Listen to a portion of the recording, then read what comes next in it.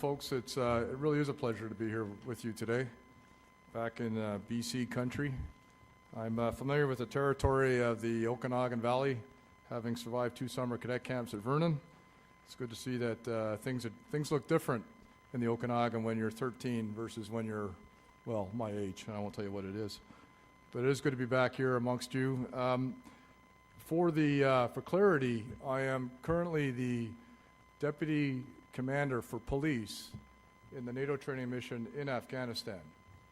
And what that means is I am the senior military leader amongst the leaders within the NATO training mission, responsible uniquely for the development of and the indoctrination of, and then eventually the sustainability of Afghan's Ministry of Interior, its national systems that connect the ministry to its forces and its police forces for the nation of Afghanistan.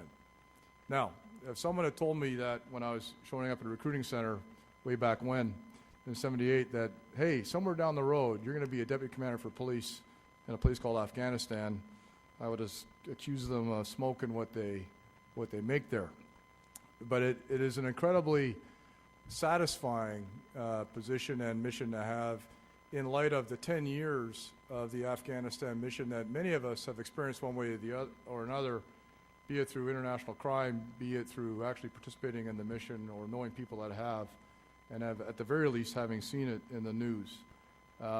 It's an incredible mission that, I'll tell you right up front, it needs to be done. I'll also tell you that it can be done. I'm going to show you today that it's being done. And ultimately, I'd like to be able to conclude with you that if we persist, it'll get done.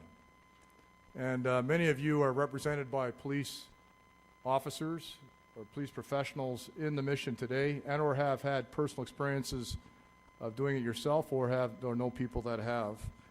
And I can assure you that what's going on today is an incredibly different mission than the one you would have seen 2 years ago or 5 years ago.